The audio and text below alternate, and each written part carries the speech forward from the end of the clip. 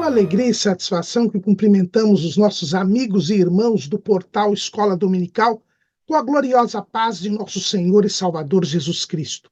Estamos dando início a mais uma pré-aula, esta ferramenta que o portal Escola Dominical disponibiliza no início da semana, para que os irmãos possam melhor preparar a sua aula da Escola Bíblica Dominical. Leiam a revista das lições bíblicas, assistam a esta pré-aula, leiam o texto de apoio e os slides correspondentes que nós publicamos no site do portal Escola Dominical, portalebd.org.br. Nossa proposta aqui não é repetir o texto da revista, mas trazer subsídios complementares aos amados irmãos. E para que os irmãos não percam o fio da meada, os irmãos, então, acompanham aí no texto de apoio, acompanham nos slides, que os irmãos verão a sequência do nosso raciocínio. Além do nosso texto de apoio, o portal Escola Dominical disponibiliza, durante a semana, 5 ou 6 textos da lição dos adultos, do currículo da Casa Publicadora das Assembleias de Deus. Nós também publicamos no nosso site textos de apoio, videoaulas dinâmicas de todas as faixas etárias do currículo da Casa Publicadora das Assembleias de Deus e também de outros currículos de Escola Bíblica Dominical. Durante a semana também disponibilizamos breves comentários em áudio das leituras diárias sugeridas na revista das lições bíblicas. Os irmãos terão um momento devocional e ainda obterão ainda mais informações para a aula da IBD. No sábado à noite, às 19 horas, horário de Brasília, nós transmitimos ao vivo o estudo preparatório dos professores e amigos da Escola Bíblica Dominical da Igreja Evangélica Assembleia de Deus, Ministério do Belém, aqui na sede em São Paulo. Esta reunião é aberta a todos os que amam o estudo da Palavra de Deus e tem se realizado na sede da Faculdade Evangélica de São Paulo, a FAESP, que é o templo antigo da Igreja do Belém, na rua Conselheiro Cotegipe 273, no bairro do Belenzinho. Se o irmão tiver alguma dúvida a respeito da lição, poste a sua pergunta na sala dos professores do site do portal Escola Dominical. Nós não respondemos perguntas feitas nos comentários das nossas redes sociais. Se alguém responder, é por sua conta e risco. Nós não nos comprometemos com as respostas. Mas tudo isto é apenas a preparação da aula da Escola Dominical. A Escola Bíblica Dominical, ela somente se realiza quando o povo do Senhor vai à casa do Senhor, no dia do Senhor, estudar a palavra do Senhor. Neste segundo trimestre de 2024, nós estamos estudando o tema A Carreira que nos está proposta, o caminho da salvação, santidade e perseverança para chegar aos céus. O nosso comentarista é o pastor Osiel Gomes da Silva, que é o pastor presidente do campo de Tirirical, em São Luís, capital do estado do Maranhão.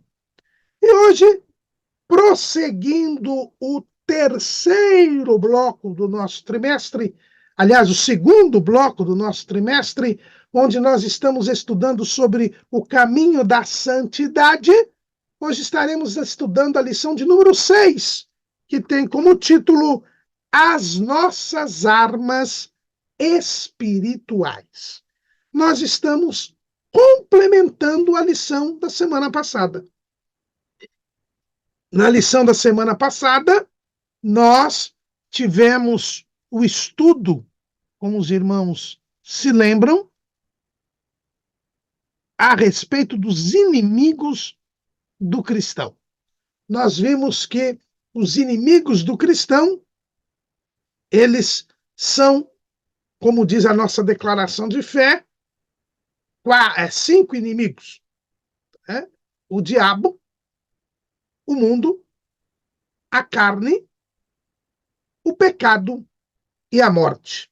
Nós vimos que o pecado e a morte são como que consequências da ação dos três primeiros inimigos, que são o diabo, o mundo e a carne. Nós vimos que, nesta perspectiva dos inimigos do cristão, nós vemos que a vida cristã, além de ser um caminho, e é esta reflexão que nós temos tido durante este trimestre, estamos estudando a vida cristã como caminho, nós vimos que neste caminho nós enfrentamos inimigos. Porque quando entramos no caminho da salvação, nós estamos no mundo, mas não somos do mundo. Quando nós entramos no caminho da salvação, em primeiro lugar, nós nos libertamos do poder do pecado. O apóstolo Paulo nos fala das palavras que Jesus lhe disse no dia mesmo da sua conversão. Lá em Atos dos Apóstolos, no capítulo 26, no versículo 16, Paulo, no seu discurso para o rei Herodes Agripa II, ele diz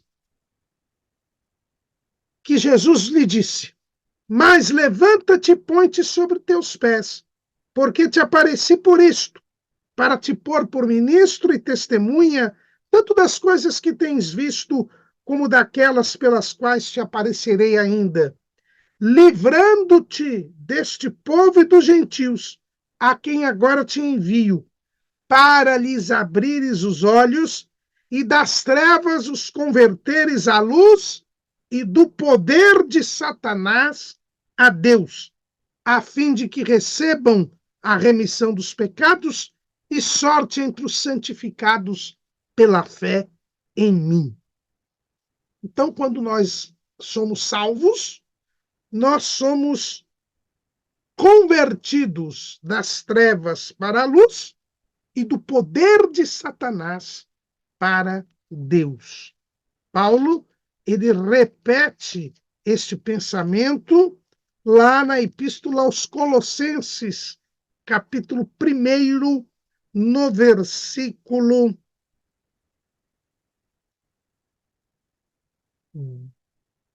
13. Ele nos tirou da potestade das trevas e nos transportou para o reino do Filho do seu amor. Então, a salvação é sair do poder do diabo, do poder de Satanás, do poder do pecado e passar para o reino de Deus, passar para o domínio de Deus nas nossas vidas. Porque, como nós podemos observar o reino de Deus, esta expressão, a nossa declaração de fé, a declaração de fé das Assembleias de Deus, lá no capítulo 21, aliás, no capítulo 21, isso, sobre a cura divina, no item de número 2, na página 181, a nossa declaração de fé diz: a expressão reino de Deus deve ser entendida como sendo o domínio de Deus. E esta expressão, ela está baseada, né, porque nossa declaração de fé é sempre bíblica, ela está baseada no Evangelho segundo Lucas, capítulo 17, versículos 20 e 21. E interrogado pelos fariseus sobre quando havia de vir o reino de Deus, respondeu-lhes e disse: o reino de Deus não vem com aparência exterior, nem dirão ei-lo aqui ou ei-lo ali, porque eis que o reino de Deus está entre vós. Então, o reino de Deus é este domínio de Deus sobre cada um de nós. Mas nós ainda estamos no mundo. Então, quando nós saímos do poder de Satanás para o poder de Deus, nós nos tornamos inimigos do diabo. E o diabo se torna nosso inimigo. Foi o que Deus disse lá no Jardim do Éden. Dirigindo-se à serpente, o Senhor disse: e porém inimizade entre ti e a mulher, e entre a tua semente e a sua semente. Esta te ferirá a cabeça e tu lhe ferirás o calcanhar. Então, nós temos uma luta, porque nós saímos do poder do pecado. O diabo não tem mais domínio, não tem mais poder sobre nós. É neste sentido que nós devemos entender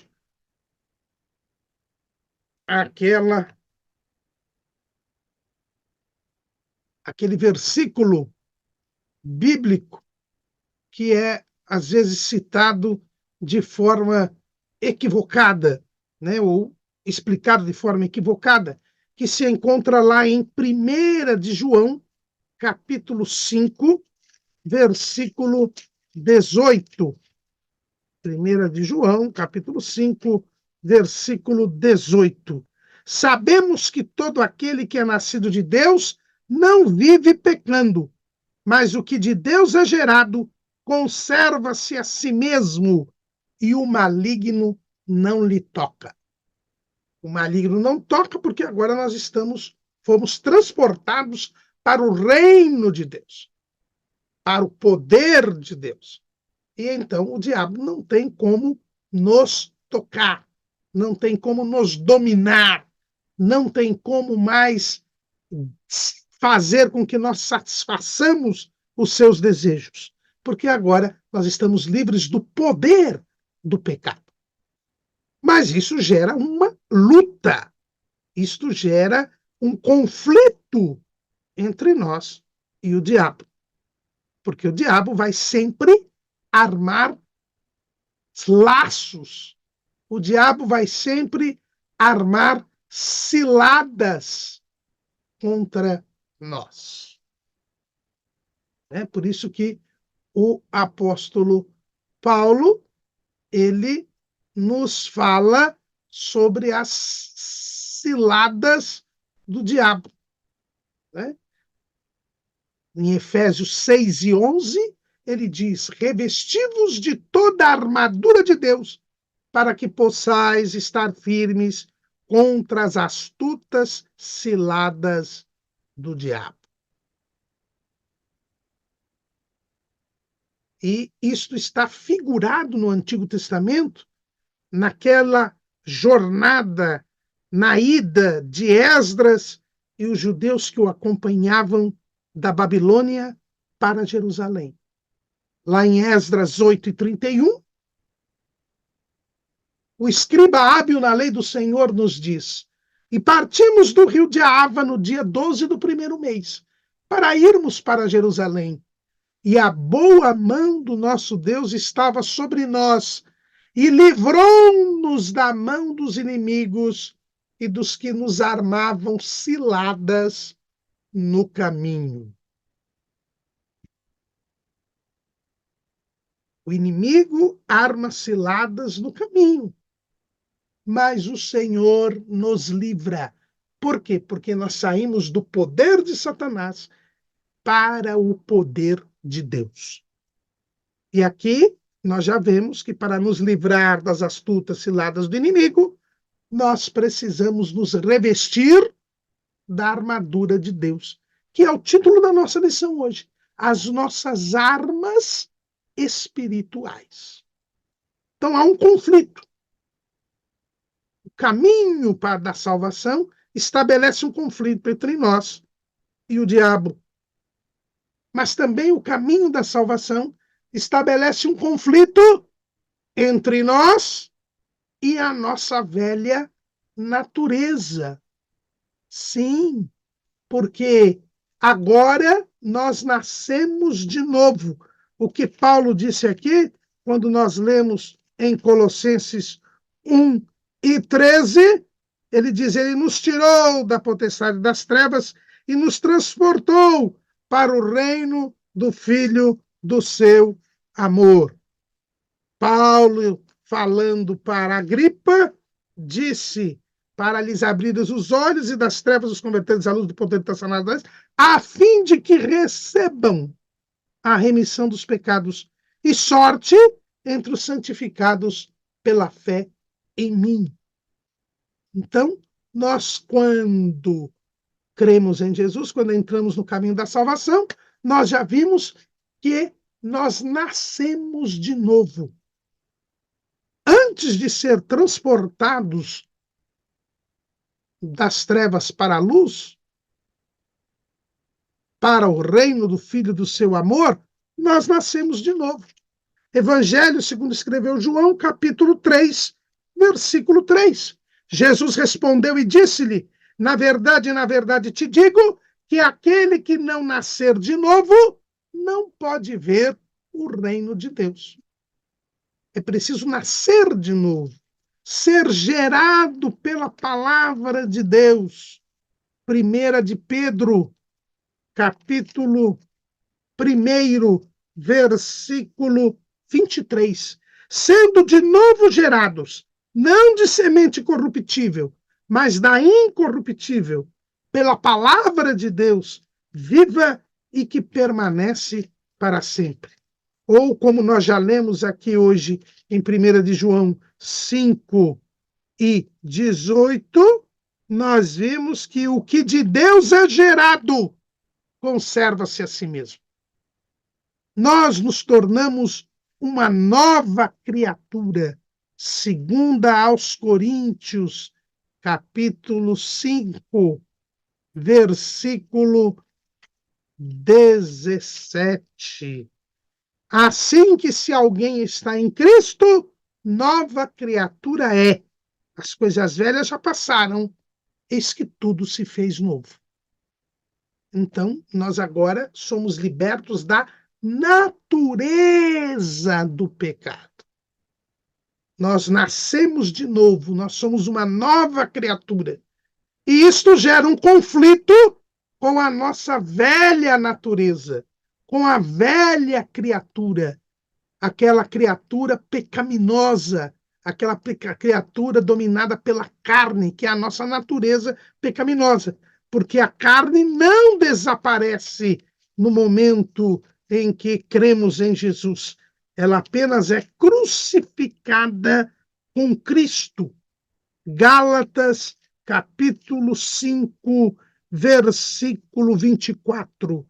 E os que são de Cristo crucificaram a carne com as suas paixões e concupiscências. E aí gera-se o conflito entre a carne e o espírito, que Paulo fala aqui mesmo em Gálatas 5 e 16. Digo, porém, andai em espírito e não cumprireis a concupiscência da carne, porque a carne cobiça contra o espírito e o espírito contra a carne. E estes opõem-se um ao outro, para que não façais o que quereis. Mas se sois guiados pelo espírito, não estáis debaixo da lei. Então aqui nós temos outro conflito que é gerado entre a carne e o espírito. Quando nós entramos no caminho da salvação, nós precisamos sempre estar andando em espírito para vencermos a carne, que é este inimigo interno. Então nós já vimos que há um conflito com o diabo, há um conflito com a carne e há também um conflito com o mundo. O que é o mundo? É este sistema dominado pelo diabo. Nós somos libertos do poder do diabo porque nós fazíamos parte do mundo. Nós éramos filhos do diabo. E o mundo é esse sistema maligno, como diz o próprio João, lá em 1 de João, capítulo 5, no versículo 19. É o versículo seguinte deste que nós lemos aqui. 1 de João 5 e 19. Sabemos que somos de Deus e que todo mundo está no maligno. E o mundo é contrário a nós. Efésios capítulo 2, versículo 1. E vos vivificou, estando vós mortos em ofensas e pecados, em que noutro tempo andastes segundo o curso deste mundo, segundo o príncipe das potestades do ar, do espírito que agora opera nos filhos da desobediência, entre os quais todos nós também antes andávamos nos desejos da nossa carne, fazendo a vontade da carne e dos pensamentos. E éramos, por natureza, filhos da ira, como os outros também. Mas aí o que aconteceu? Mas Deus, que é riquíssimo em misericórdia, pelo seu muito amor com que nos amou, estando nós ainda mortos em nossas ofensas, nos vivificou juntamente com Cristo. Pela graça sois salvos. E nos ressuscitou juntamente com ele. E nos fez assentar nos lugares celestiais em Cristo Jesus. Então, agora nós estamos livres da natureza do pecado, mas também nós passamos a andar contra o curso deste mundo. A nova criatura, ela contraria o mundo, porque o mundo desobedece a Deus, porque o mundo serve a Satanás. E nós agora obedecemos a Deus e servimos ao mundo. E aí surge um conflito entre nós e o mundo. Jesus fala disso aos discípulos nas suas últimas instruções. Evangelho segundo escreveu João, capítulo 15, versículo 18. Se o mundo vos aborrece, sabei que primeiro do que a vós me aborreceu a mim. Se vós fosseis do mundo, o mundo amaria o que era seu. Mas porque não sois do mundo, antes eu vos escolhi do mundo, por isso é que o mundo vos aborrece. Lembrai-vos da palavra que vos disse: não é o servo maior do que o seu senhor. Se a mim me perseguiram, também vos perseguirão a vós. Se guardarem a minha palavra, também guardarão a vossa. Mas tudo isso vos farão por causa do meu nome, porque não conhecem aquele que me enviou. Então, há um conflito entre o salvo e o mundo. Então, a vida cristã, enquanto caminho, gera um conflito. Ou 3 conflitos aqui. Conflito contra o diabo, conflito contra o mundo, conflito contra a carne. Portanto, a vida cristã é também uma luta. Nós falamos isso semana passada. E estamos aqui a repetir porque se a vida cristã é uma luta, nós devemos nos comportar como um bom soldado de Cristo Jesus. É o que diz o apóstolo Paulo a seu filho na fé, Timóteo. 2 Timóteo, capítulo 2, versículo 3. Sofre, pois, comigo as aflições, como bom soldado de Jesus Cristo. Ninguém que milita se embaraça com o negócio desta vida, a fim de agradar àquele que o alistou para a guerra. E se alguém também milita, não é coroado, senão militar legitimamente. Então, Paulo deixa bem claro aqui que a vida cristã é uma luta. Nós somos soldados de Jesus Cristo. Temos de ser bons soldados de Cristo Jesus. Nós fomos alistados para a guerra. Fomos convocados. Um país, quando ele entra em guerra, ele convoca os seus cidadãos para ir para a guerra. É o que nós estamos vendo agora nesta guerra entre a Rússia e a Ucrânia. Tanto o governo russo quanto o governo ucraniano, eles estão convocando as pessoas para que elas vão à guerra. Aqui no Brasil, nós temos o alistamento militar, que é só para homens. Em Israel, por exemplo, é para homens e mulheres. Em Israel, todos os cidadãos são convocados e são treinados militarmente, até porque Israel, desde o começo da sua existência como Estado na modernidade, em 1948, vive em guerra. Então, todos os cidadãos israelenses devem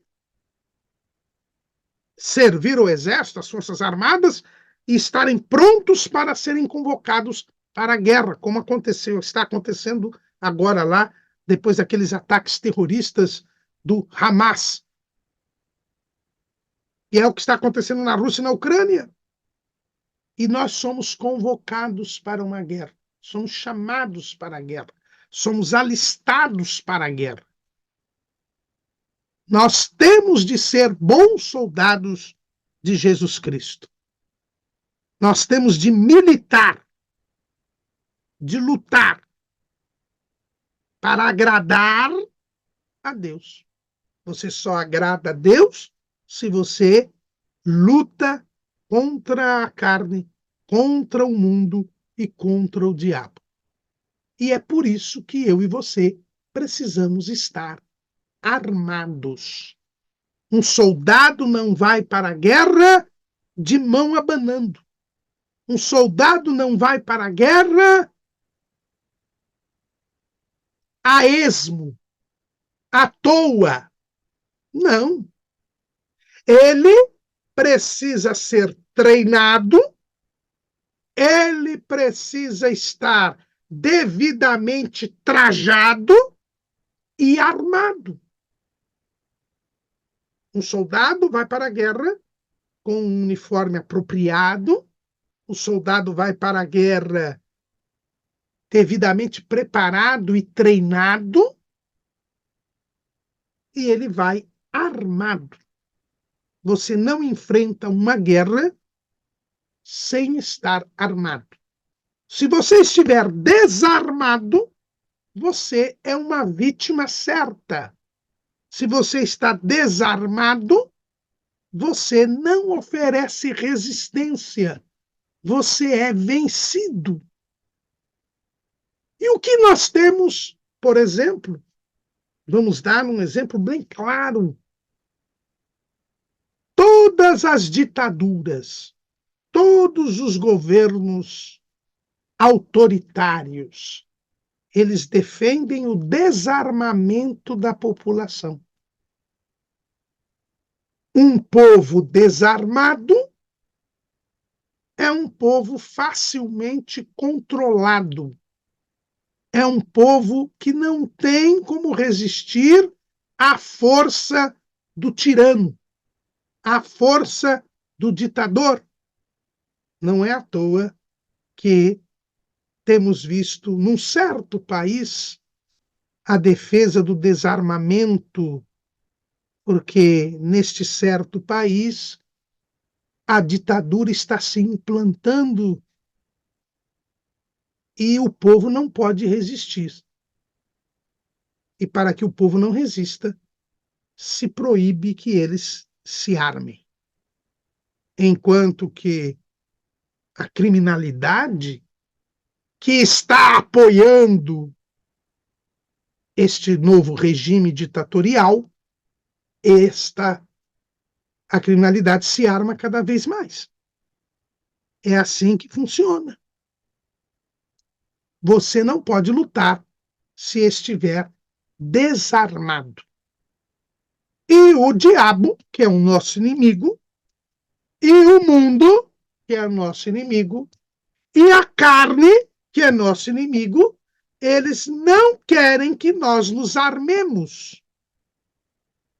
Mas nós precisamos nos armar. Há uma necessidade. Nós já lemos aqui, mas vamos ler novamente, dada a importância do assunto. O apóstolo Paulo, lá em Efésios, capítulo 6, versículo 11. Revesti-vos de toda a armadura de Deus, para que possais estar firmes contra as astutas ciladas do diabo. Esdras disse que os inimigos armaram ciladas no caminho, mas a boa mão de Deus estava sobre nós e livrou-nos da mão dos inimigos. E por que houve essa libertação? Porque Esdras, antes de começar a jornada, se preparou, se armou. É o que lemos lá em Esdras, capítulo 8, versículo 21. Então apregoei ali um jejum junto ao rio Ahava, para nos humilharmos diante da face de nosso Deus, para lhe pedirmos caminho direito para nós e para nossos filhos e para a nossa fazenda. Porque me envergonhei de pedir ao rei exército e cavaleiros para nos defenderem do inimigo no caminho, porquanto tínhamos falado ao rei dizendo: a mão do nosso Deus é sobre todos os que o buscam para o bem, mas a sua força e a sua ira sobre todos os que o deixam. Nós, pois, jejuamos e pedimos isso ao nosso Deus, e moveu-se pelas nossas orações. E ainda ele disse mais, falando aos sacerdotes e aos levitas, no versículo 29 desse capítulo 8 de Esdras: vigiai, pois, e guardai-os, até que os peseis na presença dos maiorais dos sacerdotes e dos levitas e dos príncipes dos pais de Israel em Jerusalém, nas câmaras da casa do Senhor. Então Esdras se preparou para poder fazer esta caminhada até Jerusalém. Nós também temos de nos preparar. Paulo diz que nós devemos nos revestir de toda a armadura de Deus. E no versículo 13, ele repete isso. Portanto, tomai toda a armadura de Deus, para que possais resistir no dia mau e, havendo feito tudo, ficar firmes. Nós temos que estar devidamente armados.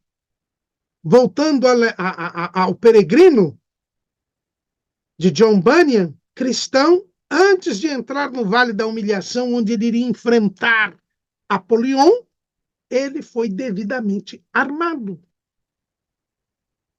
Então, nós devemos tomar muito cuidado. Também nós vimos ali, falando da obra do Peregrino, na segunda parte, quando nós temos as aventuras de Cristiana, que é a esposa de Cristão, e seus filhos, nós vemos que Bom Coração lutou contra o gigante marreta e ele estava armado.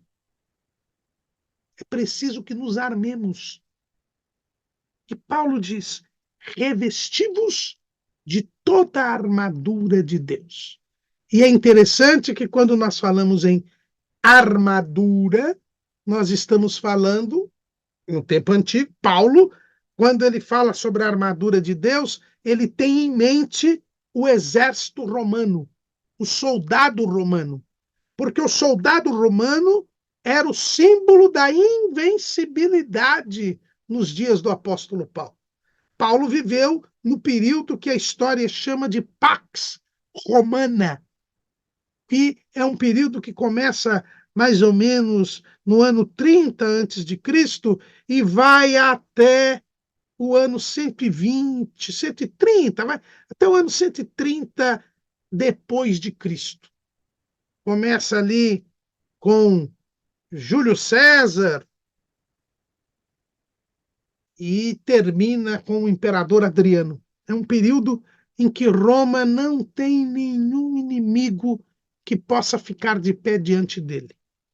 O exército romano domina o mundo conhecido de então, nunca foi vencido, vencia todas as batalhas, dominava todos os povos. E a imagem, portanto, que Paulo tinha era do exército invencível de Roma. E ele, então, inspirado pelo Espírito Santo, faz a comparação entre o soldado romano e o soldado de Cristo. Porque o soldado de Cristo também é invencível. Por quê? Porque Jesus venceu o mundo. porque Jesus recebeu todo o poder no céu e na terra. Então é possível nós lutarmos contra o diabo, contra o mundo, contra a carne e vencermos e chegarmos ao céu. A vitória é possível e esta é a vitória que vence o mundo, a nossa fé. Jesus venceu e ele traz promessas. Lá nas cartas às igrejas da Ásia Menor, nós sempre temos uma promessa ao que vencer. A vitória é possível.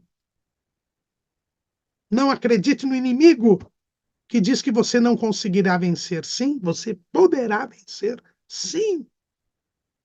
Mas para vencer, você precisa lutar. E para lutar, você precisa estar armado. E Paulo diz que nós devemos nos revestir da armadura de Deus. Isto quer dizer, se você precisa se revestir, e como eu disse para os irmãos, a armadura era um conjunto de elementos que se colocava no soldado depois que ele já estava vestido. Então, a armadura era algo que se colocava em cima, por isso que é revestido. Nós estamos revestidos. Nós precisamos ser, em primeiro lugar, vestidos. Só é revestido quem primeiro foi vestido. Revestido quer dizer vestido de novo. E aí nós aprendemos que as armas que nós temos são espirituais, porque esta luta é uma luta espiritual. Paulo escreve lá em Efésios capítulo 6, versículo 12, porque não temos que lutar contra carne e sangue, mas sim contra os principados, contra as potestades, contra os príncipes das trevas deste século, contra as hostes espirituais da maldade nos lugares celestiais. A luta é espiritual, ela não é material. Muitas pessoas estão sendo enganadas nos dias de hoje porque estão sendo convencidas pelo diabo a usar armas materiais, a usar armas terrenas, armas humanas para alcançar a vitória sobre o mal. É a mesma coisa que você dizer que alguém pode se defender, por exemplo, a polícia pode ir atacar os bandidos, principalmente o pessoal do crime organizado, usando estilingues ou bodoques, em outras partes do país é chamado assim, usando pedrinhas. Mas alguém pode dizer, mas Davi, quando lutou contra Golias, usou a funda, mas ele não foi lá confiando nas armas que ele tinha. Ele disse, eu venho a ti em nome do Senhor dos Exércitos a quem tu tens afrontado. Ele foi em nome do Senhor, e é por isso que o Senhor fez a pontaria para aquela pedra ir justamente no único lugar onde a armadura de Golias não defendia. E era o lugar estratégico na testa que o matou imediatamente. Mas foi Deus quem guiou aquela pedrinha. Mas isso não quer dizer que nós vamos lutar contra o inimigo com armas humanas, com armas impróprias, com armas ineficazes. A luta é espiritual e as armas, elas são espirituais. Lá em 2 Coríntios, capítulo 10, versículo 3. 2 Coríntios, capítulo 10, versículo 3. Aliás, porque andando na carne, não militamos segundo a carne. Porque as armas da nossa milícia não são carnais, mas sim poderosas em Deus para a destruição das fortalezas, destruindo os conselhos e toda altivez que se levanta contra o conhecimento de Deus e levando cativo todo entendimento à obediência de Cristo, e estando prontos para vingar toda desobediência, quando for cumprida a vossa obediência. As armas são espirituais. Não podemos lutar contra a carne, contra o diabo e contra o mundo com armas terrenas. Há pessoas que estão defendendo o triunfo do evangelho, estão defendendo a salvação das pessoas mediante uma revolução política, uma mudança política, a eleição de pessoas tementes a Deus. Feliz é a nação cujo Deus é o Senhor, mas não é mudança política, não é mudança eleitoral que vai, não é a justiça social que vai trazer o reino de Deus, que vai nos levar para o céu. Não. São armas terrenas, armas inúteis, que não trarão a vitória para a nossa luta. As nossas armas, elas são espirituais. A armadura de Deus, ela é espiritual. E nós devemos nos revestir da armadura de Deus. Mas antes de nos revestir, nós temos de nos vestir. O soldado, antes de colocar aquela armadura, ele tinha suas vestes. Então, quais são as vestes que nós, em primeiro lugar, devemos nos vestir? Isaías, capítulo 61, versículo 10. Isaías 61 e 10. Regozijar-me-ei muito no Senhor, a minha alma se alegra no meu Deus, porque me vestiu de vestes de salvação, me cobriu com um manto de justiça, como um noivo que se adorna com atavios e como noiva que se enfeita com as suas joias. Nós temos que nos vestir das vestes da salvação e do manto de justiça. Veja que nós somos vestidos. O profeta diz: ele me vestiu das vestes da salvação. A salvação é pela graça. A salvação não é pelo meu esforço. A salvação não é pelo meu mérito. Não, é pela graça. Eu sou vestido da salvação. Quando eu sou vestido da salvação? Quando eu creio em Jesus. Eu creio em Jesus. Eu invoco o nome do Senhor. Aí os meus pecados são perdoados. E eu recebo as vestes da salvação. Isto nos faz lembrar o sumo sacerdote Josué, naquela visão que o profeta Zacarias teve a respeito do sumo sacerdote Josué. Zacarias capítulo 3, versículo 3.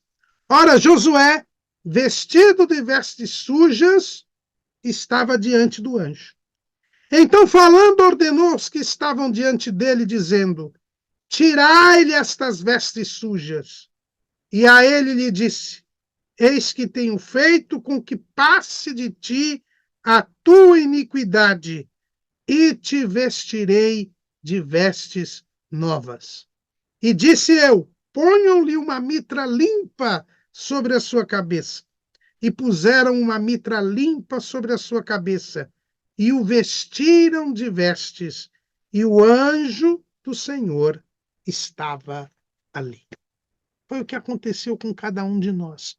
Nós tínhamos as vestes sujas, manchadas pelo pecado, estávamos separados de Deus. Voltando ali ao livro de John Bunyan, cristão andava com trapos, com andrajos, com roupas rotas. Mas quando ele entra na porta estreita, ele é vestido de novas vestes. Vestes brancas, vestes limpas, vestes decentes. E ele começa a jornada assim vestido. É assim que nós também, o que aconteceu conosco. Nós recebemos estas novas vestes, estas vestes limpas. Nós recebemos a mitra, que é o símbolo do sacerdócio. Jesus, pelo seu sangue, nos fez sacerdotes e reis. E o sacerdote, quando ele era consagrado, ele recebia vestes, ele era vestido. Foi assim que Arão e seus filhos foram consagrados lá em Levítico, capítulo 8, versículo 6. E Moisés fez chegar a Arão e a seus filhos e os lavou com água, e lhe vestiu a túnica, e cingiu com o cinto, e sobre ele o manto, também pôs sobre ele o éfode, e cingiu com o cinto lavrado do éfode, e o apertou com ele. Depois pôs-lhe o peitoral, pondo no peitoral o urim e o tumim, e pôs a mitra sobre a sua cabeça, e na mitra, diante do seu rosto, pôs a lâmina de ouro, a coroa da santidade, como o Senhor ordenara a Moisés. A primeira coisa que Moisés fez com Arão foi vesti-lo. Não só com Arão, mas com os filhos de Arão. Versículo 13 do capítulo 8 de Levítico. Também Moisés fez chegar os filhos de Arão e vestiu-lhes as túnicas e cingiu-os com o cinto e apertou-lhes as tiaras, como o Senhor ordenara a Moisés. Então, aqui nós vemos que, em primeiro lugar, nós somos vestidos com as vestes da salvação. Mas, além de vestidos com as vestes da salvação, o texto diz que nós somos cobertos com um manto de justiça. Nós recebemos a justiça de Cristo. Nós somos justificados porque cremos em Jesus. Romanos capítulo 5, versículo 1.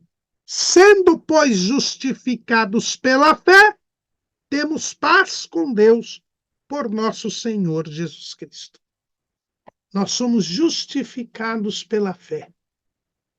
Nós agora recebemos o manto da justiça. Nós recebemos a justiça de Cristo. Quando Deus olha para nós, ele não nos vê, mas vê a justiça de Cristo em nós. Cristo levou os nossos pecados e Cristo nos dá a sua justiça. Lá no livro do Apocalipse, capítulo 19, versículo 7. Regozijemo-nos e alegremo-nos e demos-lhes glória, porque vindas são as bodas do Cordeiro, e já a sua esposa se aprontou.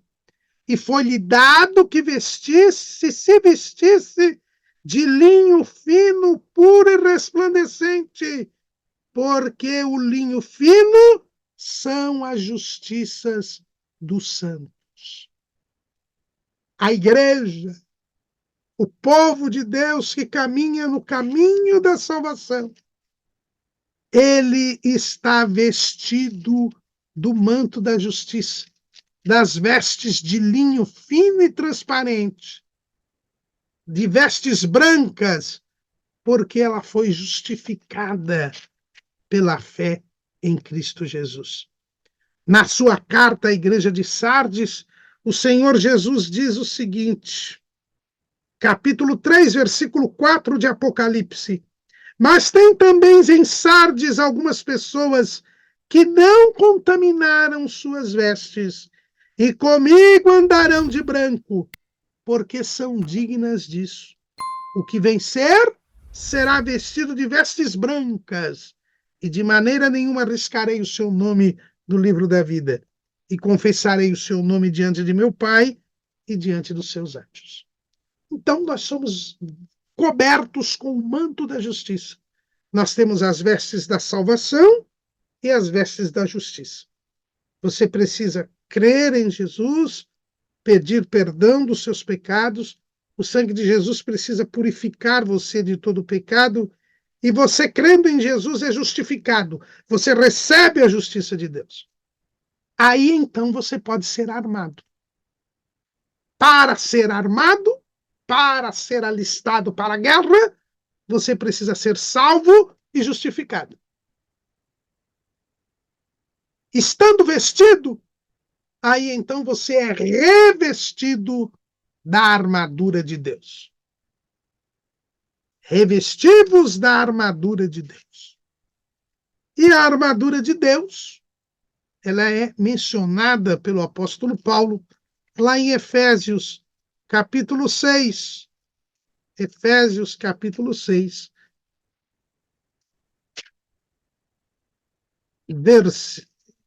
Quais são os componentes da armadura de Deus?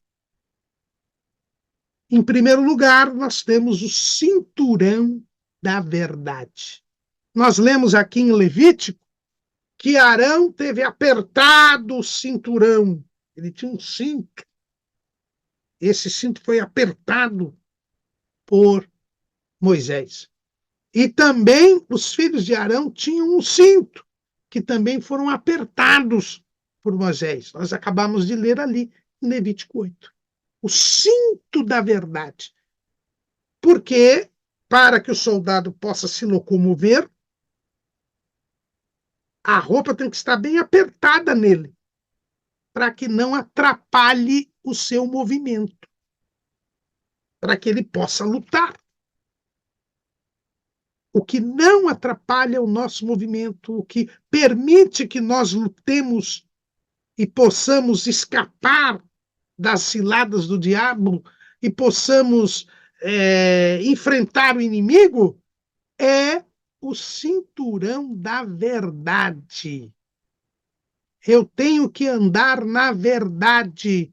O caminho da salvação é o caminho da verdade. Jesus disse: eu sou o caminho, a verdade e a vida. Nós somos guiados pelo Espírito da verdade. O Espírito da verdade, que é o Espírito Santo. Ele nos guia em toda a verdade. Os filhos de Deus andam na verdade. O apóstolo João diz que não tinha outra alegria senão a de saber que os seus filhos na fé andam na verdade. Terceira epístola, terceira epístola de João, versículo 4. Não tenho maior gozo do que este, o de ouvir que os meus filhos andam na verdade. Eu preciso apertar o cinturão da verdade, viver a verdade, ser sincero e verdadeiro diante de Deus, falar a verdade, andar na verdade, e a verdade é a palavra de Deus. Você precisa se guiar segundo a palavra de Deus. Você precisa fazer julgamentos segundo a palavra de Deus. Você precisa cumprir a palavra de Deus. Não, o caminho é apertado. Não existe margem de manobra. Você não pode mudar a palavra de Deus, acrescentar nada à palavra de Deus, retirar nada da palavra de Deus. Você tem que seguir a palavra de Deus. É por isso que cristão, lá no livro Peregrino, ele recebe um pergaminho para ler continuadamente a palavra de Deus, para que ele possa andar na verdade, para que ele possa chegar aos céus. Nós temos de evitar a mentira, o engano, a distorção das escrituras. Paulo, escrevendo em 1 aos Coríntios, capítulo 5, versículo 7. Alimpai-vos, pois, do fermento velho, para que sejais uma nova massa, assim como estáis sem fermento, porque Cristo, nossa Páscoa, foi sacrificado por nós. Pelo que façamos festa, não com o fermento velho, nem com o fermento da maldade e da malícia, mas com os asmos da sinceridade e da verdade. Nós temos que ser sinceros, viver aquilo que pregamos, pregar aquilo que vivemos. Nós temos de cumprir a palavra de Deus. É por isso que Paulo diz: mas agora escrevi que não vos associeis com aquele que, dizendo-se irmão, for devasso, ou avarento, ou idólatra, ou maldizente, ou beberrão, ou roubador. Com o tal nem ainda comais. Os falsos irmãos, os hipócritas, os falsos servos de Deus, aqueles que não têm o cinturão da verdade. Se nós não vivermos na verdade, nós seremos alvo do inimigo, porque o cinturão, ele me dá movimentação. Eu tenho condições de me movimentar e me esquivar dos ataques do inimigo. Se eu não viver conforme a verdade, eu fico alvo fácil do inimigo. A segunda arma que Paulo menciona lá em Efésios capítulo 6 é a couraça da justiça. A couraça era aquela arma que protegia o peito, né? Aquele componente da armadura que protegia o peito, impedia que flechas, dardos viessem atacar e matar a pessoa. Veja que nós já somos vestidos de justiça, mas precisamos ter a couraça da justiça. A couraça da justiça. Ela faz o quê? A couraça, ela protege os órgãos vitais, coração, pulmão. Então, a nossa justiça tem que exceder a dos escribas e fariseus. Mateus, capítulo 5, versículo 20. Porque vos digo que se a vossa justiça não exceder a dos escribas e fariseus, de modo nenhum entrareis no reino dos céus. Eu tenho que viver segundo a justiça, viver justamente. Paulo fala disso em Tito, capítulo 2, versículo 12. Ensinando-nos que, renunciando à impiedade e às concupiscências mundanas, vivamos neste presente século sóbria, justa e piamente. Eu preciso praticar a justiça. E a minha justiça não é minha, é a justiça de Cristo. Então eu preciso imitar a Cristo, viver como Cristo viveu. Como diz aquele famoso romance de Charles Sheldon. Em seus passos, que faria Jesus? Isso é viver justamente. O Espírito Santo nos convence da justiça quando nós somos salvos. E o que é convencer da justiça? João, capítulo 16, versículo 10. Da justiça, porque vou para meu Pai e não me vereis mais. O Espírito Santo nos convence da justiça, o quê? Nos convence que Jesus é justo. E, portanto, eu preciso imitá-lo. Eu preciso viver como ele viveu. Quando eu vivo como Jesus viveu, quando eu faço o que Jesus faria em meus passos, eu estou vivendo justamente. Isso é a couraça da justiça. A couraça da justiça, ela me permite guardar a vida. Por quê? Porque seguir a palavra de Deus, obedecer a Deus, imitar a Jesus, é guardar a vida, é guardar os meus órgãos vitais.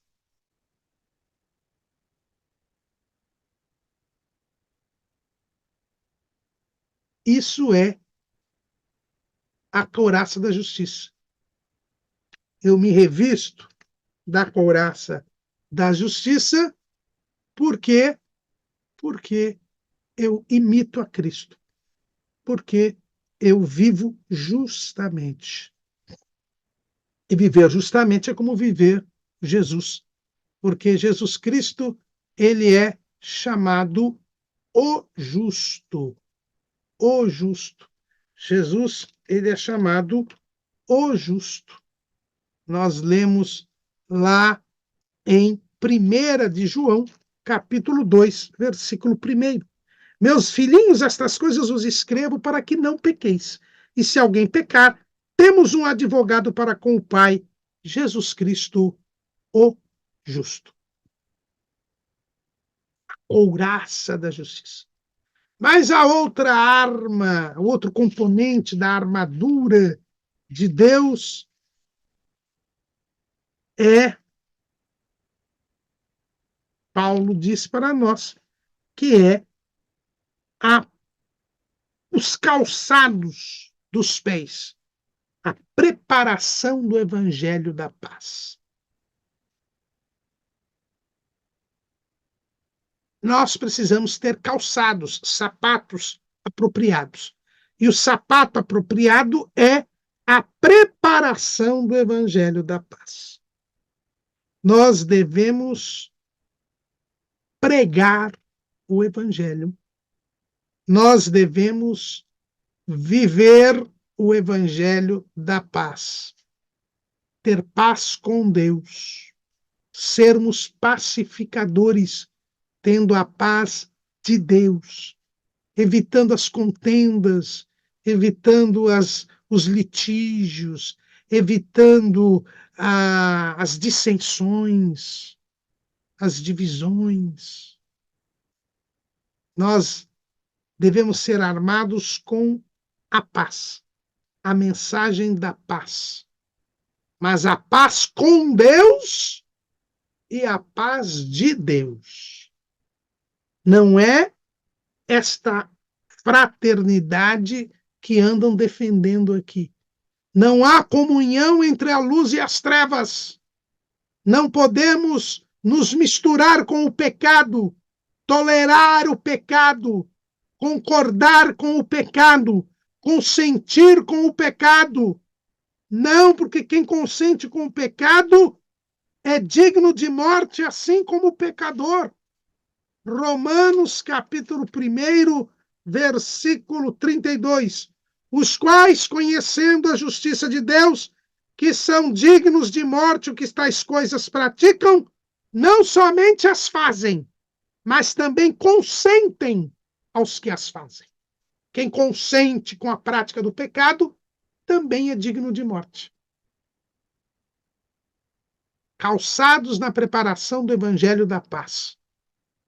É ter comunhão com Deus, porque paz é a palavra hebraica mais conhecida, shalom, significa integração, significa unidade.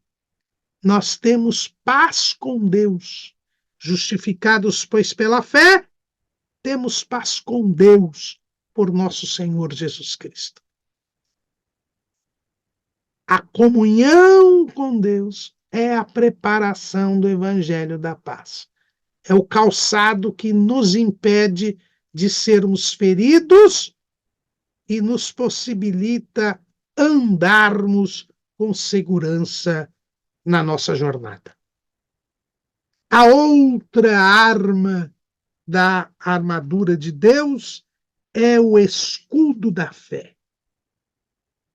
O escudo é para nos proteger dos dardos, e Paulo diz aqui, dos dardos inflamados do inimigo, do maligno.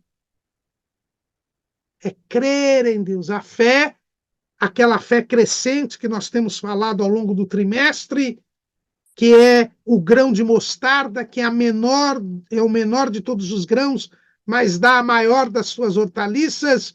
Nós temos de desenvolver a fé que vira firmeza, e nós temos de crer na palavra, crer em Jesus, confiar em Deus, e não deixar que as dúvidas, e não deixar que as mentiras do diabo possam nos atingir. Hoje em dia, muitos falsos mestres, muitos falsos profetas estão aí pregando mentiras, distorcendo a palavra. E se nós não usarmos o escudo da fé, se nós não crermos no que está escrito, seremos atingidos pelos dardos inflamados do inimigo. O outro componente da armadura de Deus é o capacete da salvação. O capacete protege a cabeça. É a proteção da nossa mente. Nós devemos pensar nas coisas que são de cima.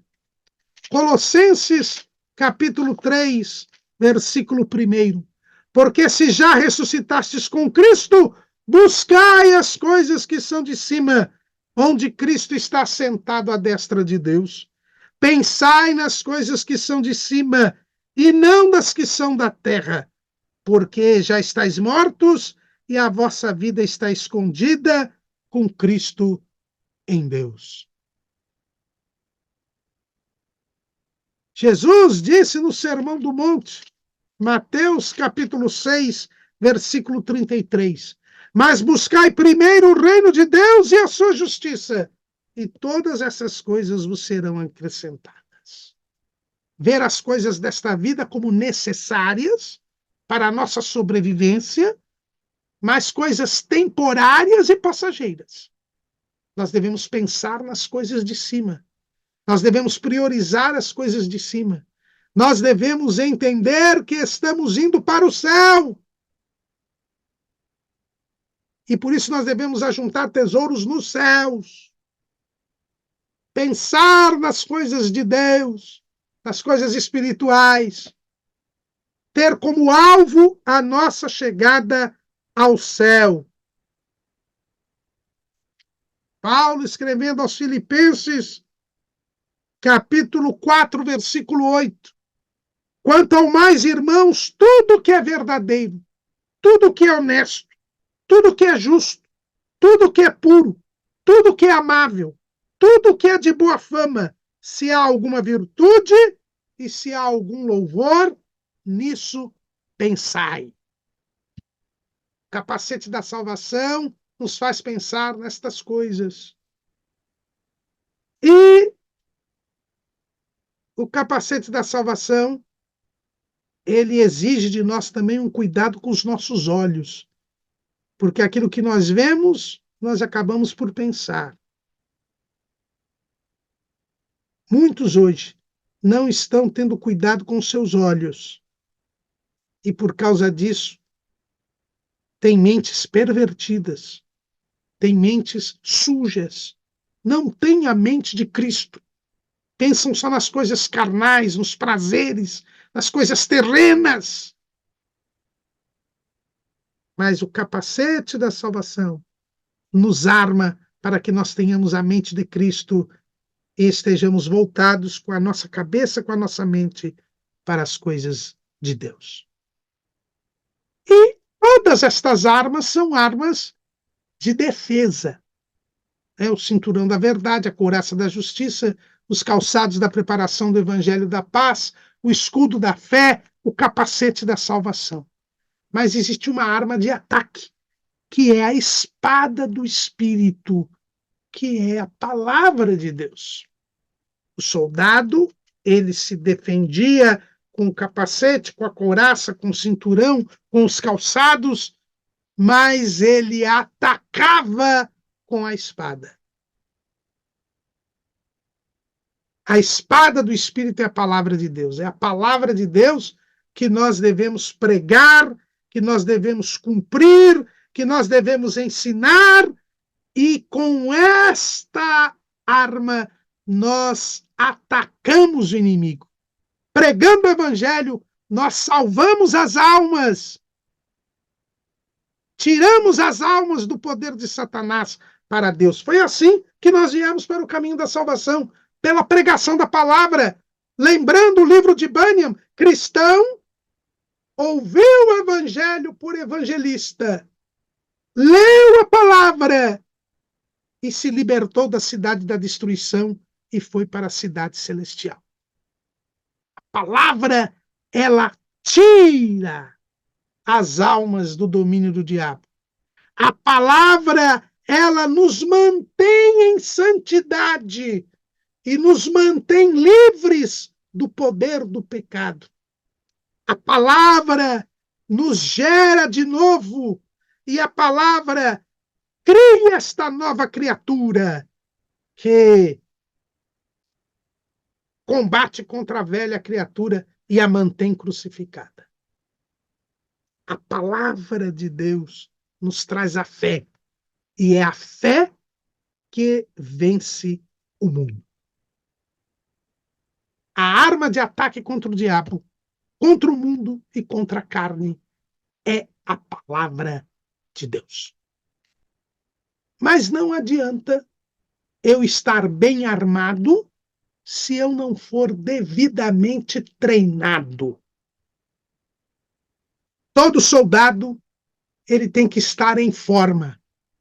Eu, por exemplo, com essa barriga aqui, como eu sou sedentário, eu não posso ser um soldado. Todo soldado faz todo dia educação física. Todo soldado faz exercícios físicos. Eles têm que estar pronto para a guerra, pronto para a batalha. Eles têm que estar em forma. É por isso que os soldados são sempre disciplinados. A disciplina, ora para tudo. Tudo tem o seu tempo, todos têm as suas tarefas.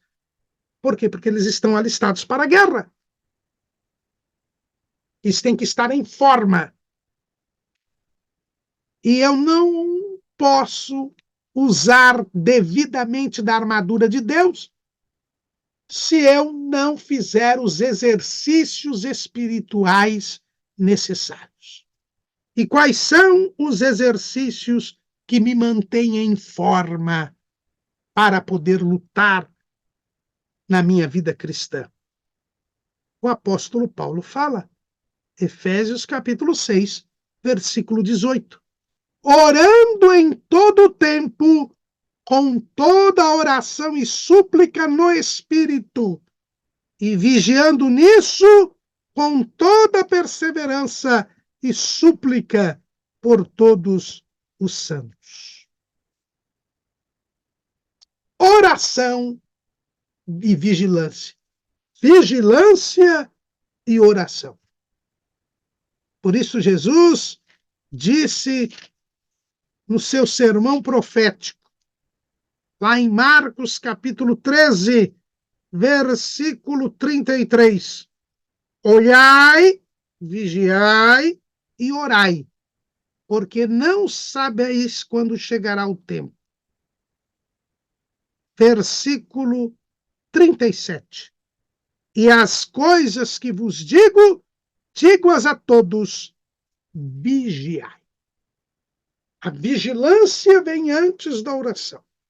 O que é a vigilância? É prestar atenção, é notar o movimento do inimigo, Eu preciso estar alerta. Eu preciso estar antenado. Ou numa linguagem mais da informática, estar conectado.